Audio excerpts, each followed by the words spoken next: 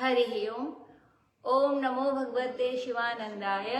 ओम नमो भगवते चिदानंदाय। ओम नमो भगवते कृष्णानंदाय। ओम नमो भगवते अखंडानंदाय। ओम नमो भगवते वासुदेवाय। श्री राम रामेति रामेति रमे रामे मनोरमे सहस्रनाम तत्तुल्यं राम नाम वरानने। श्री राम रामेति रामेति रमे रामे मनोरमे सहस्रनाम तत्तुल्यं श्री राम रामेति रामेति रमे रामे मनोरमे सहस्रनाम तत्तुल्यं राम नाम वरानने। आइए हनुमान जी विराजिए, कथा करूं मति अनुसार। प्रेम सहित गादी धरूं, पधारिए पवन कुमार। सियावर रामचंद्र की जय, पवन सुत हनुमान की जय। रामचरितमानस स्वामी श्री अखंडानंद जी महाराज के प्रवचनों पर आधारित पुस्तक अयोध्या कांड। अभी अयोध्या कांड में भरत जी गए हैं वन में और अभी राम जी के साथ चर्चा हो रही है सारी। दोहा नंबर 305 पूरा हुआ है, इसके बाद का है वर्णन।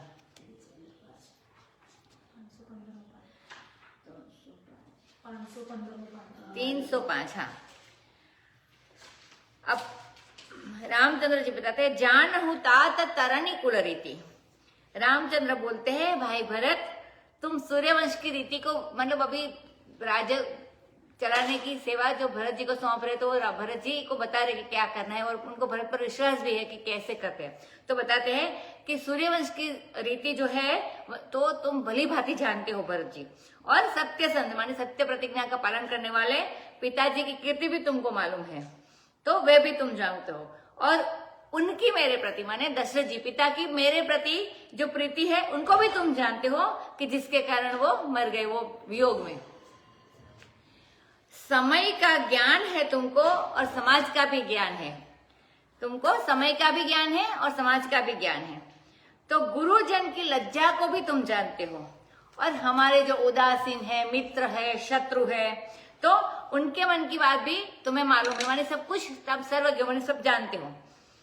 जब कोई काम कराना होता है तो चारों ओर सोच लेना। अगर हम भी छोटी बात किसी को सौंपते हैं तो देखते हैं कि भाई तुमको ये पता है, तुम ये कर सकते हो, ऐसे।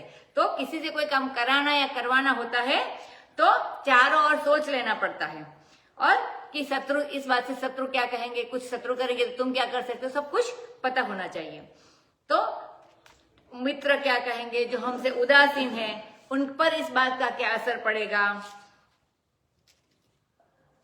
तो सारी बात सोच कर कोई काम करना पड़ता है। शत्रु के, मित्र के, उदासीन के, सब कर्म तुम्हें मालूम है। और मेरा परम हित और धर्म, राम जी कहते भरत जी को, मेरा परम हित और मेरा धर्म किस में है वो भी तुमको अच्छे से मालूम है, और तुम्हारा परम हित और तुम्हारा धर्म भी क्या है ये भी तुम्हें मालूम है। तो मुझे सब प्रकार से तुम पर भरोसा है, तो पूरा विश्वास तुम्हारे पर है। फिर भी अवसर ऐसा आन पड़ा है, इसीलिए सब कुछ मुझे तुम्हें कहना पड़ता है। भाई भरत, पिताजी के बिना हमारी सारी बात बिगड़ गई थी। वो होते तो कोई बात नहीं थी। पिताजी मर गए, न तुम गांव में थे और न मैं गांव में था। उस समय जो लोग शत्रुता करने वाले थे वे चाहते तो राज्य पर कब्जा कर लेते, सारा राज्य वे लोग ले सकते थे, क्योंकि कोई राजकुमार, राज्य दिया भी नहीं था किसी को, तो कोई राजकुमार भी नहीं था अयोध्या में। दशरथ जी मर गए, लक्ष्मण और राम जी वन में थे, और शत्रुघ्न और भरत वो मौसा ननिहाल में थे। तो इसीलिए अब तक कुछ हुआ नहीं। अब क्यों हुआ? केवल गुरुकुल कृपा संभारी।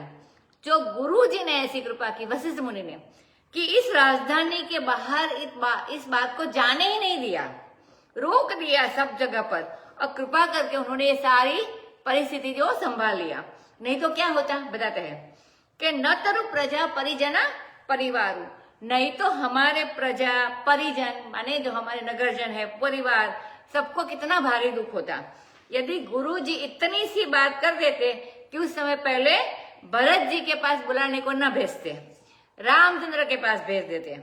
तो आज इसका क्या परिणाम क्या होता? रामचंद्र जी के पास अगर दूत जाता और कहता कि दशरथ जी मर गए हैं तुम्हारे विरह में, और तेल में उनका शरीर रखा हुआ है, जैसे अभी कोल्ड स्टोरेज में रखे वहां पर, उसी समय आते वक्त तेल में शरीर में रखा है। अब तुम्हारा जो कर्तव्य है सो और ऐसा संदेश भेज सकते थे गुरु जी रामचंद्र जी को।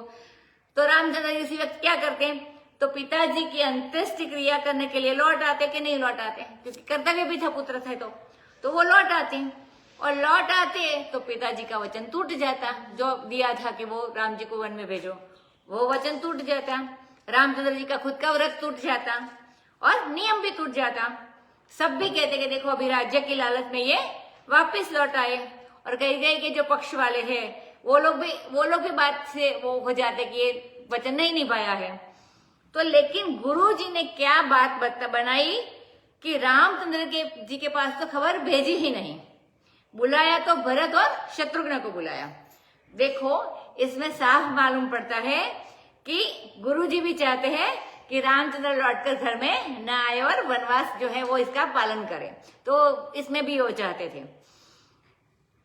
और नहीं तो दशरथ की मृत्यु होने पर कितना बढ़िया मौका आया था गुरु जी के लिए कि वो रामचंद्र जी को वापस बुला ले, खबर भेजते तो रामचंद्र जी को लौटा सकते थे वो।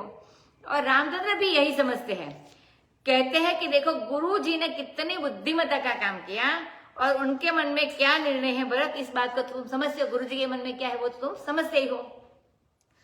जो बिनु अवसर अथवा दिनेशु, बिना अवसर सूर्यास्त हो जाए तो तुम ही कहो कि किसको क्लेश नहीं होगा, मतलब सबको दुख होगा, तो यानी सभी को क्लेश होता है। विधाता ने हमारी अयोध्या में ऐसा ही उत्पात कर दिया था दशरथ जी के मृत्यु के बाद। यहाँ मिथिलेश ने सब रक्षा कर दी, मिथिलेश माने जनकपुर के जनक राजा ने, तो सारी रक्षा कर दी। तो उन्होंने भी उसी समय अपने दूत भेज दिए थे और सब तरह से तैयार होकर बैठे थे कि अगर शत्रु आक्रमण करता है तो वो लोग संभाल सके। तो जिस समय दशरथ जी ने वनवास किया था उसी समय मिथिलेश आ जाते और हमारे पास ना आते, वही हमको बुलवाते कि रामचंद्र जी जाओ, रामचंद्र जी को बुलाओ। मतलब मिथिलेश जी ने भी, मतलब जनकपुर के राजा ने भी ऐसा ही सोचा, वो रामचंद्र जी को नहीं बुलाया, तो वो भी चाहते हैं कि रामचंद्र वन में रहे और पिता की आज्ञा का पालन करे। तो वो बताते हैं कि अगर उन्होंने बुलावा भेजा होता तो हम क्या करते। यदि उनका यह ख्याल होता कि रामचंद्र आकर राज्य करे तो सीधे सीधा हमको बुलवा लेते हैं, लौटने की आज्ञा दे देते और वे वहां अभी वन में आए तो वो वन में मिलने क्यों आते हैं मुझे। परंतु उन लोगों ने सारी मर्यादा की रक्षा की है। तो अभी आगे बताते कि राजकाज सब लाजपति, या लाजपति एक शब्द है, लाज और पत माने मर्यादा, तो लाज की जो मर्यादा इसको लाजपति बोलते हैं। धर्म धरणी धन धाम, गुरु के प्रभाव से इन सबकी रक्षा हो गई, जो जो ऑप्शंस बताए उसमें सारी रक्षा हो गई। तुम यह मत फिक्र करो कि राम के बिना राज्य कैसे चलेगा। गुरु जी के प्रभाव से, अब तक तो जैसे गुरु जी ने अच्छे से ही किया क्योंकि वो गुरु जी है, तो गुरु जी के प्रभाव से सबकी रक्षा हो जाएगी और परिणाम में अंत में भला ही होगा। अर्थात हमारे अयोध्या लौटने की जरूरत नहीं है, राज्य की रक्षा गुरु जी के प्रभाव से ही सब हो जाएगी और इनकी सलाह से ही सब काम तुम कर लेना और राजा तुम वशिष्ठ जी को ही बना दो। मतलब सलाह मशवरा की तरीके से, गुरु जी है तो बनेंगे तो नहीं, लेकिन राम जी की वजह राजा तुम वशिष्ठ को ही मानो। सहित समाज तुम्हार हमारा, घर बन गुर प्रसाद रखवारा, मातु पिता गुर स्वामिनी देशु, सकल धर्म धरनी धर सेतु, सो तुम करहु करावहु मोहु, तात तरनि कुल पालक होहु, साधक एक सकल सिद्धि देनी, कीरति सुगति भूति मय बेनी, सो विचार सहि संकट भारी, करहु प्रजा परिवार सुखारी, बाटी विपत्ति सब ही मोहि भाई, तुम्हारी अवधि भरी बड़ी कठिनाई, जानी तुम्हारी मृदु कहु कठोरा, कुसमय तातन अनुचित मोरा, हो ही कुठाय सुबंधु सहाय, ओढ़ियहि हाथ असनिहु के धाय, सेवक कर पद नयन से, मुख सो साहिब होई, तुलसी प्रीति की रीति सुनी सुख बिसराहि सोई सियावर रामचंद्र की जय। अब रामचंद्र भगवान कहते हैं कि समाज सहित तुम्हारा और हमारा दोनों का जो घर है वन है। भरत जी का घर अभी घर है और राम जी का घर वन है, तो दोनों का जो घर है वन है, उसकी गुरु जी की कृपा, गुरु जी का प्रसाद ही रक्षा करेगा। यानी हम चारों की, तुम दोनों वहां रहोगे अवध में तभी उनकी भी, और हम वन में, तो इनकी रक्षा गुरु जी, उनकी कृपा से रक्षा होगी हम सबकी। असल में धरणीधर शेष भगवान पृथ्वी को अपने सिर पर रखते हैं, वह भी धर्म के बल पर ही रखते हैं। और वहां धर्म का बल क्या है? बोले कि जैसे माता पिता गुरु स्वामी की आज्ञा ही सर्वधर्म है, और उस धर्म के बल पर शेषनाग ये धरती धारण करते हैं, धरणी धारण करते हैं। तुम स्वयं भी धर्म का पालन करो और मुझे भी धर्म पालन में करने दो और उसमें सहाय करो। क्योंकि लक्ष्मण जी शेषनाग के अवतार माने जाते हैं कि पहले विष्णु, उसी समय विष्णु शेषशैया पे रहते, और फिर विष्णु जब राम बने तब ये जो शेषशैया वाले शेषनाग थे वो लक्ष्मण बने। सोच तुम करहु करावहु मोह, तो तुम भी धर्म का पालन करो और मुझसे भी धर्म का पालन कराओ, माने मेरे धर्म के पालन करने में मेरी मदद करो। यदि धर्म की रक्षा नहीं होगी तो सूर्यवंश की रक्षा भी नहीं होगी, सूर्यवंश का लोप हो जाएगा। यही साधक को सकल सिद्धि देने वाली, वही आज्ञा का पालन होता है, वही सेवा का पालन होता है, वही सकल सिद्धि देने वाली है। इसी में कीर्ति है, इसी में सुगति है और इसी में भूति है, माने भूति माने वैभव। तो इन तीनों की त्रिवेणी आज्ञा का पालन करने में ही है। साधक के लिए सबसे बड़ी बात यही है कि वह गुरु की कृपा से अपने सारे काम संपन्न करे। अब बताते हैं राम जी आगे कि हमारी तो विपत्ति है, मेरे ऊपर अभी विपत्ति आई है, उसको सब लोगों ने बांट ली है, इतने सारे लोग हैं तो बहुत अच्छी बात है। मैं जानता हूं कि इस 14 वर्ष की अवधि में तुम्हें बहुत कठिनाई होगी राज्य चला में। कहने का अभिप्राय क्या हुआ कि रामचंद्र जी ने यहाँ कह दिया कि 14 वर्ष के बाद लौट कर मैं राज्य का स्वीकार कर लूंगा। मानी एक जो प्रश्न था कि मैं अगर राज्य करूंगा तो फिर मेरी, यानी वो राज्य संपत्ति उसकी हो गई, तो फिर वो छोड़ी हुई को वो बड़े भाई नहीं ले सकते, ऐसा है धर्म में विधान। तो इसीलिए अब ये तो हो गया कि राम जी ने कह दिया कि मैं आके करूंगा, क्योंकि जब तक 14 वर्ष है तब गुरु जी की कृपा से तुम राज्य चलाओ।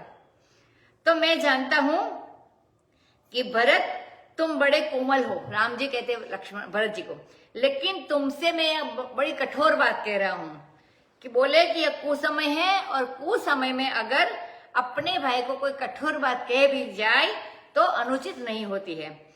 क्योंकि जब किसी के ऊपर विपत्ति आती है, उठाव आता है, उठाव मानी बाधा आती है, तो अड़चन आती है, तो जो अच्छे भाई है वे वही मदद करते, दूसरा तो कोई कर सकता नहीं है। अब रामचंद्र कहते हैं जैसे मैं विपत्ति में पड़ गया हूं तो तुम हमारे भाई हो तो हमारी मदद करो इसका पालन करने में। इसका अर्थ यह हुआ कि 14 बरस के लिए मैं राज्य तो नहीं कर सकता, मुझे रहना है वन में और मुझे वन का काम देखना है। तो तुम छोटे भाई की तरह हमारी मदद करो और हमारे काम में हमारा हाथ बटाओ, माने हमारी ओर से राज्य को तुम संभालो और अपनी ओर से राजा मत बनो, सिर्फ मेरा दिया हुआ राज्य को संभालो। किसी पर वज्र भी गिरे तो वह मुंह पर वज्र को नहीं लगने देता, ऐसे हाथ आगे ले लेते हैं, तो अपना हाथ ही वज्र की तरफ करेगा। माने कोई तलवार मारे तो तलवार गले पर लगे ऐसा नहीं सोचेगा, कोई हाथ लगा ले गला तो बच जाए ऐसे। तो इसकी अपेक्षा क्या पसंद करेंगे कि हाथ पर लगे, हाथ भले कट जाए। तो हमारे ऊपर यह जो दुख आया है, हमारे सामने यह जो परिस्थिति उत्पन्न हुई है, इसमें तुम मेरे हाथ बन जाओ, मेरी रक्षा करो इसकी तरह से। और ये जो 14 वर्ष की जो विपत्ति है, इसमें मेरा हाथ जैसे मेरे लिए काम करता है वैसे तुम मेरा हाथ बन के मेरा काम करो। साफ कह दिया राम जी ने कि सेवक वह है जो हाथ की तरह काम करे, जो पांव बनकर काम करे, जो आंख बनकर काम करे।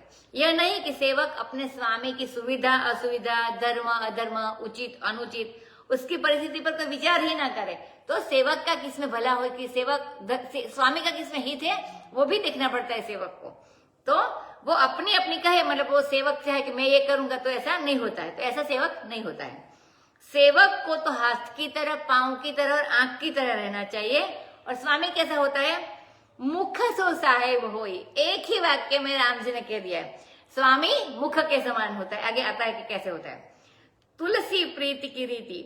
अब प्रीत की यही रीति है, और इसी रीति को सराहना सब सुकवि करते हैं। अभी तुलसीदास जी आगे कहते हैं, सभा सकल सुनि रघुबर बानी, प्रेम पयोधि अमिय अनुसानी, शिथिल समाज स्नेह समाधि, देखी दशा चुप सारद साधि, भरत ही भयउ परम संतोषु, सनमुख स्वामी विमुख दुख दोषु, मुख प्रसन्न मन मिटा विषादु, भाजनु गुंगे ही गिरा प्रसादु, किन सप्रेम प्रणाम बहोरी, बोले पानी पंकरु हजोरी, नाथ भयउ सुख साथ गए को, लहे उलाहु जग जनमु भये को, अब कृपाल जस आय सुहोई, करौ शीस धरि सादर सोई, सो अवलंब देव मोहि देई, अवधि पारु पावौ जेहि सेई, देव देव अभिषेक हित, गुरु अनुशासन उपाई, आने सब तीरथ सलीलु, तेहि कह काहर जाई, सियावर रामचंद्र की जय। अब सारी सभा ने रघु और रामचंद्र की वाणी सुनी। यह वाणी कैसी है? मानो प्रेम पयोधि का समुद्र का, पयोधि माने समुद्र, प्रेम पयोधि का समुद्र का मंथन करके अमृत निकाला हो, और उस प्रेमामृत से सनी हुई वाणी, मतलब इतनी मीठी वाणी है। सारा समाज ज्यों का त्यों बैठा रह गया, ऐसी प्रेम की समाधि लग गई। यह दशा देखकर शारदा जी, जो हमेशा देवताओं की वाणी पे चलती है, इस बार नहीं किया कुछ, तो शारदा ने भी चुप्पी साध ली। और भरत जी को भी बड़ा भारी संतोष हुआ कि राम ने राज्य का स्वीकार कर लिया, केवल 14 वर्ष के बाद। तो माँ ने भरत राजा होवे, यह बात बिल्कुल अभी कट गई। तो वो भरत जी को इससे परम संतोष हुआ, और बोले भरत जी, अभी स्वामी सन्मुख स्वामी विमुख दुख दोषु, स्वामी के सन्मुख होना ही सबसे बड़ा सुख है। हमारा स्वामी सन्मुख है, मानी हमारे अनुकूल है, मतलब वो जो चाहते हैं वैसा भी हो रहा है कि मैं राजा ना बनूं। तो बता कि हमारा स्वामी सन्मुख है, माने हमारे अनुकूल है। यदि उससे हम विमुख हो जाए तो हमारे अंदर दोष है, वो हमारा दुख है। हमारा स्वामी हमारे अनुकूल है, तो हमको परम संतोष है। अब उनके मुख पर तुरंत प्रसन्नता आ गई, भरत जी के मुख पर ये बात सुनकर, और मन से सारा विषाद जो था, अब तक दुखी थे, बहुत आर्त थे, वो सारा विषाद मिट गया। जैसे गूंगे को वाणी का, सरस्वती का प्रसाद मिल जाए तो कितना खुश हो जाए, तो वैसे ही वो भी बड़ा कवि हो जाए, ऐसे। तो उन्होंने बड़े प्रेम से रामचंद्र को पुनः प्रणाम किया और हाथ जोड़कर बोले, भरत जी आपके साथ जाने, जैसे 14 वर्ष के बाद आओगे वापिस, तो ये सुन के उनको लगता है कि आपके साथ जाने का, वन में जाने का सुख मुझे मिल गया। माने सब साथ ही जाना चाहे, यह कोई थोड़ा प्रेम है। घर में जितने सेवक हो, अगर हमारे घर में सब सोचे कि हम रोटी बनाकर खिलाएंगे, तो दूसरा काम कौन करेगा? तो ऐसा नहीं होता है, तो वो सेवा नहीं होती है। सब कहे कि हम साथ ही जाएंगे, तो हम घर की रक्षा नहीं करेंगे, तो ये कोई सेवा हुई? नहीं हुई। सब कहे हम तो पाँव ही दबाएंगे, तो वो भी सेवा नहीं हुई। तो ये अपनी अपनी जिद हो गई। जो सेवक कहता है कि मैं यही करूंगा, मैं सिर्फ यही करूंगा, तो वो जिद हो जाती है। वह तो अपनी स्थिति का चाहना हो गया, मतलब जो हम चाहते वो करना चाहते हैं, अपनी परिस्थिति का हो गया। उसमें स्वामी की सुख सुविधा पर ध्यान दृष्टि बिल्कुल नहीं है। अब लक्ष्मण सेवा में जा रहे, अभी भरत जी को समझ में आ गया कि लक्ष्मण सेवा में जा रहे हैं, तो राज्य संभालने का काम कोई सेवक को करना पड़ेगा।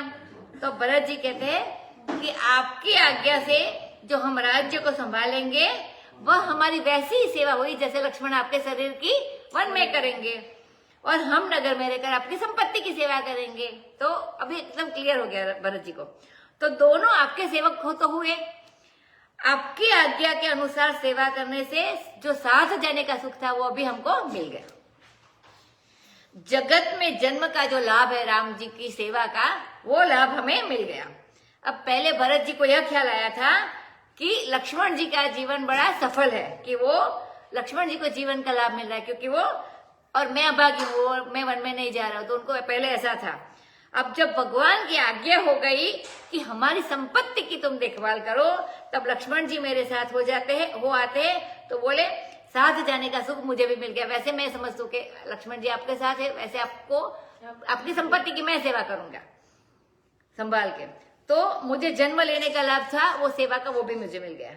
अब आप कृपाली, आप कृपालु, आपकी जैसी आज्ञा हो वैसे मैं बड़े आदर से करूंगा, जिसकी सेवा करके मैं ये 14 वर्ष बिता सकूं। मतलब वो कुछ अवलंबन चाहते हैं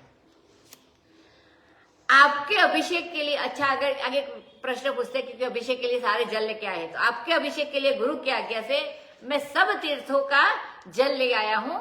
और उसके लिए आपकी क्या आज्ञा है, क्योंकि अभी तो अभिषेक होने वाला नहीं है। मानव राज्याभिषेक नहीं होगा, राज्याभिषेक की यह सामग्री अपना भरत के काम आवेगी कि ना राम जी के काम आवेगी, क्योंकि रामचंद्र जी का तो वनगमन तो रह गया।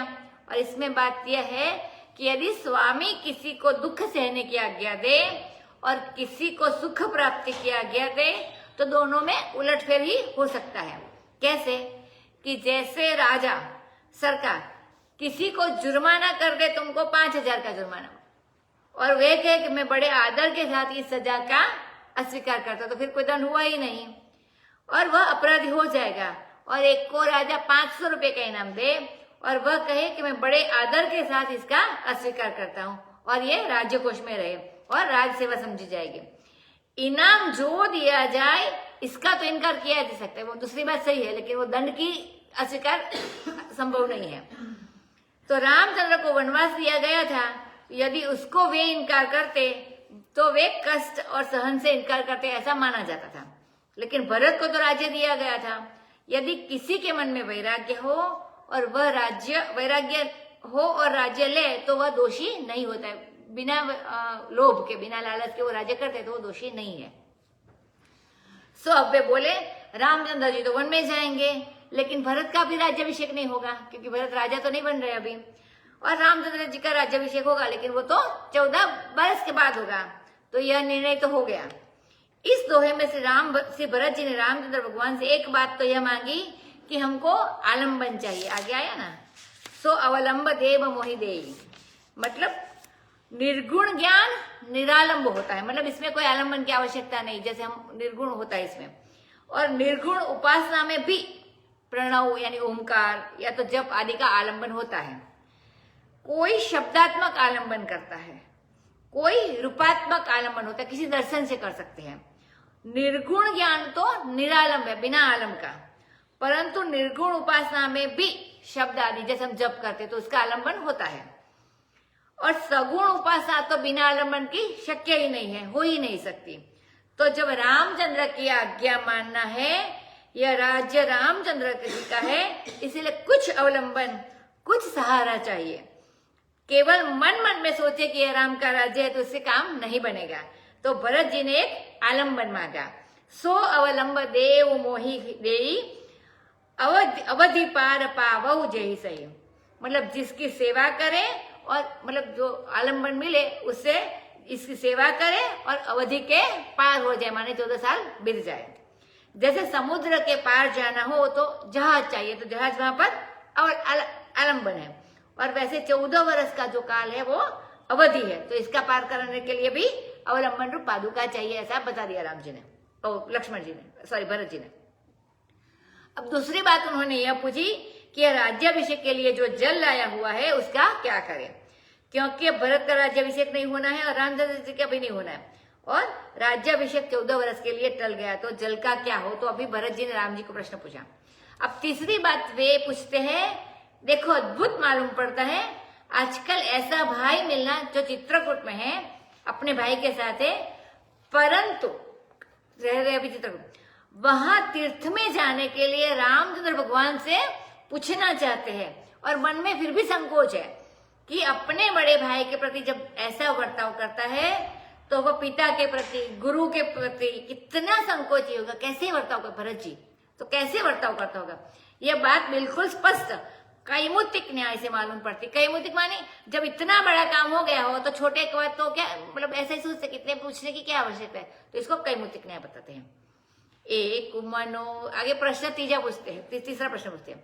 एक मनोरथ बड़ मन माही सबय सकोच जात कही नाही कहु तात प्रभु आय सुपाई बोले बानी स्नेह सुहाई चित्रकूट सुचिथल तीरथ बन खग मृग सर सरि निर्जर गिरिगन प्रभु पद अंकित अवनि विशेषी आयसु होई तो आवो देखी अवसि अत्रि आयसु सिर धरहु तात विगत भय कानन चरहु मुनि प्रसाद बनु मंगल दाता पावन परम सुहावन भ्राता ऋषि नायक जह आयसु देहि राखेहु तीरथ जलु थल तेहि सुनि प्रभु वचन भरत सुख पावा मुनि पद कमल मुदित सिरुनावा भरत राम संवाद सुनी सकल सुमंगल मूल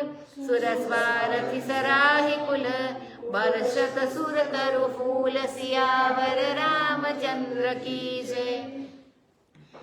जैसे पहले जब जनकपुर शिव धनुष उठाया था उसी टाइम पे गए थे, जैसे जनकपुर देखने के लिए रामचंद्र भगवान ने विश्वामित्र जी से कहा कि ये लक्ष्मण को जनकपुर देखने की लालसा है लेकिन संकोच है, तो विश्वामित्र जी से डर के भी कहते नहीं थे। माने ये लोग इस बाबत का ध्यान रखते हैं कि बड़ों से कैसी बात करनी चाहिए। उसी टाइम पे भी राम जी ने पूछा था कि मैं भरत को दिखा के लक्ष्मण को राज्य दिखा के लेके आता हूँ जनकपुर, तो भरत जी कहते हैं कि मेरे मन में एक बड़ा मनोरथ है, भय और संकोच के कारण आपसे मैं कह नहीं सकता हूँ। सो प्रभु ने कहा अब कहो बात, वह बात कहो। अब प्रभु की आज्ञा मिल जाने के, राम जी की आज्ञा मिल जाने के बाद स्नेह सुंदर वाणी से बताया कि निसर्ग सुंदर वाणी से भरत जी ने कहा, यह रामचरितमानस की विशेषता देखो कि सनातन धर्म की जितनी बातें बताते हैं सबका कहीं ना कहीं वर्णन आ जाता है। कहीं मूर्ति पूजा का वर्णन आता है, कहीं पार्थिव पूजा का वर्णन आता है, कहीं श्राद्ध का वर्णन आता है, कहीं तीर्थ यात्रा का भी वर्णन आता है, कहीं विवाह भी कैसे होना चाहिए इसका भी वर्णन आता है। अपनी संस्कृति के जितने महत्वपूर्ण विभाग है सबका निरूपण कहीं ना कहीं रामचरितमानस में कर दिया गया है। अब यह जो चित्रकूट है यह बड़ा पवित्र स्थल है। यहाँ के तीर्थ, यहाँ के वन, खग माने पक्षी, मृग, सर माने तालाब, सरी सरोवर, निर्जर मानी झरना गुजराती में कहते हैं, गिरी बहुत सारे हैं। और विशेष करके यहाँ की जो भूमि है वह श्री रामचंद्र जी के चरणों से चिन्हित है। वहां से घूमते हैं तो आज्ञा हो तो मैं देख कर आऊं, ऐसा पूछते हैं भरत जी राम जी को। इतनी बढ़िया चीज देखनी है लेकिन आज्ञा हो तो देखने जाए, न हो तो न जाए। अब आज्ञा लेने का मतलब यह होता है कि आज्ञा हमेशा हमारे अनुसार होगी ऐसा नहीं हो सकता है। यही आज्ञा लेने वाले को नहीं सोचना चाहिए कि अगर हम आज्ञा ले तो हाँ करेगा या नहीं होगा। यह भी सोचना चाहिए कि हमारे मन के विपरीत भी आज्ञा हो सकती है, तो जो उसको पालन करने के लिए तैयार हो उसको ही आज्ञा लेनी चाहिए, और जो विपरीत मानने के लिए तैयार नहीं हो इसको आज्ञा नहीं लेनी चाहिए।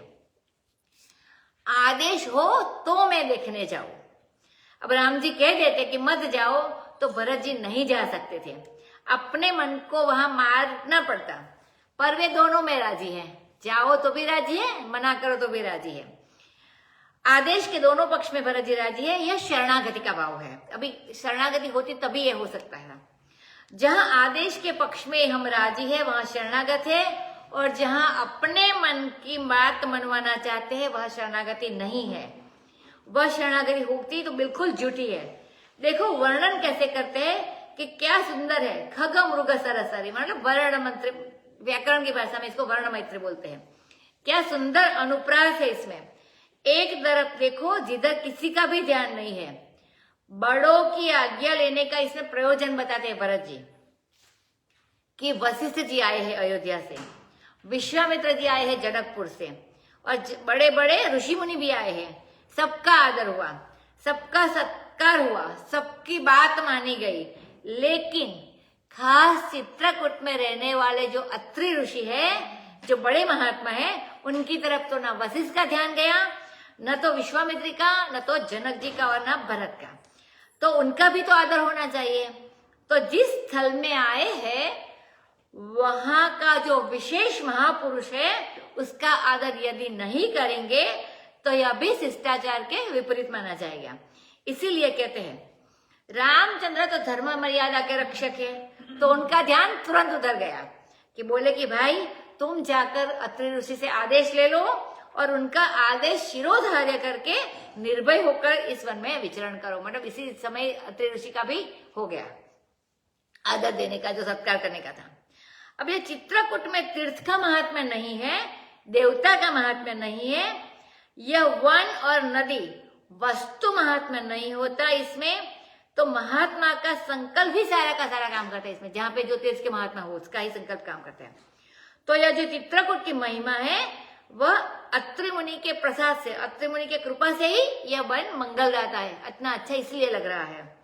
यदि कोई मंदाकिनी का, मणिगंगा जी का, अथवा तो कामदगिरी पर्वत, जो कामना पूर्ति करने वाला जो पर्वत है वो प्रयाग में ही है, तो कामदगिरी का प्रयोग अत्रि मुनि के विपरीत करने लग गए, मतलब उनके चाहते नहीं चाहते को नहीं करना चाहिए तो इनके विपरीत करने लग जाए या महात्मा के विपरीत करने लग जाए तो वह फलप्रद नहीं होगा, फलप्रद थोड़े होगा। तो यह परम पावन और सुहावन है।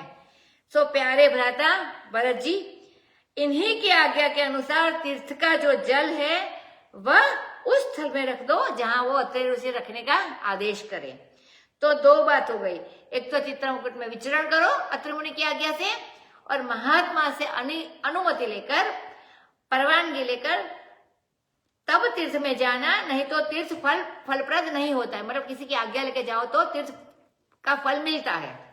दूसरी बात यह है कि इनका आदर यह किया कि राज्याभिषेक के लिए जो तीर्थ का जल है वह कहाँ रखना है। तो जहां अत्रि ऋषि आदेश करे, तो दोनों बातों से अत्रि ऋषि का बड़ा भारी आदर हो गया, तो इनको बड़ा बना दिया अत्रि ऋषि को।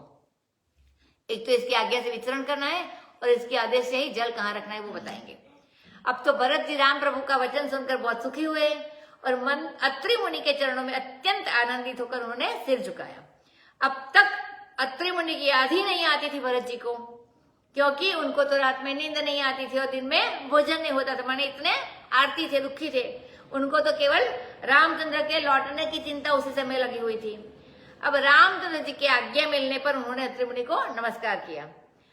अब भरत राम संवाद सुनी, मतलब भरत राम आया शब्द, तो जैसे सीताराम बोलते हैं और पहले सीता जी का नाम पीछे राम जी का नाम, क्योंकि सीता जी प्रेम की देवी है, ऐसे ही भरत प्रेम मूर्ति है, तो यहाँ पे भरत राम आया। इसीलिए भगवान से भी बड़ा भगवान का प्रेम होता है। तो भरत जी का नाम पहले लिया, भरत राम संवाद सुनिए। अब राम और भरत का संवाद सुनकर सब लोग खुश हुए। यह प्रेम और प्रियतम इन दोनों का संवाद है। यह कैसा है? राम जी प्रेम है और भरत जी प्रियतम है। यह कैसा है? बोले सकल सुमंगल मूल, इसमें सब सुमंगलों की जड़ है, मतलब मूल है ये, माने इसी में से सारे सुमंगल निकलते हैं। इसी में देवताओं का सुख है, इसी में गायों का सुख है, इसी में ब्राह्मण का सुख है और इसी में राक्षसों का वध है। जो सूर्यवंश का है वो गौ, ब्राह्मण और पृथ्वी, गा, तो तीनों का हो गया वो। तो देवताओं का सुख भी इसमें है, गायों का सुख भी इसमें है और ब्राह्मणों का सुख भी। और ये कब होगा? राक्षसों का वध होगा तब, तो इसमें राक्षसों का भी वध है। इसी में ही धर्म की स्थापना है। मतलब जितने सुमंगल है सबके मूल यही है, भरत राम का जो प्रेम और प्रियतम का संबंध है वो। अब स्वार्थी देवताओं का तो काम बन गया, तो फिर से वो रघुवंश की प्रशंसा करने लगे और कल्पवृक्ष के पुष्प लाकर बरसाने लगे सब दोनों पर। तो जो स्वार्थी लोग होते हैं उनका स्वार्थ पूरा होवे तब तो वे प्रशंसा करते हैं और फिर पुष्प वर्षा भी करते हैं। यही स्वार्थी का लक्षण है कि उनके मन की बात पूरी हो, वासना पूरी हो, तब तो तुम परमेश्वर, तुम सब कुछ, और उनके मन के खिलाफ कुछ हो जाए तुरंत अपनी माया का विस्तार करे और छल कपट करने लग जाए। वो देवताओं करते थे, इसकी बात बताते हैं अब यहाँ पर। धन्य भरत जय राम गोसाई, कहत देव हर्षित बरियाई, मुनि मिथिलेश सभा सब काऊ, भरत बचन सुनि भयउ जाऊ, भरत राम गुण ग्राम सनेहु, पुलकी प्रशंसत राहु विदेहु सेवक स्वामी स्वभाव सुहावन नेमु पेमु अति पावन पावन मति अनुसार सराहन लागे सचिव सभासद सब अनुरागे सुनि सुनि राम भरत संवादु दुहु समाज ही हर्षु विषादु राम मातु दुख सुख समझानी कही गुण राम प्रबोधि रानी एक कहि रघुवीर बड़ाई एक सराहत भरत भलाई अत्रि कहे तब भरत सदन शैल समीप सुखो राखिय तीरथ तोयतः पावन अमिय अनूप सियावर रामचंद्र की जय। अब देवता लोग कहते हैं कि भरत धन्य है, राम गोसाई की जय हो, और बड़ा हर्षित होते हैं, माने बलपूर्वक हर्षित होते हैं। माने हर्ष भी दो प्रकार का होता है।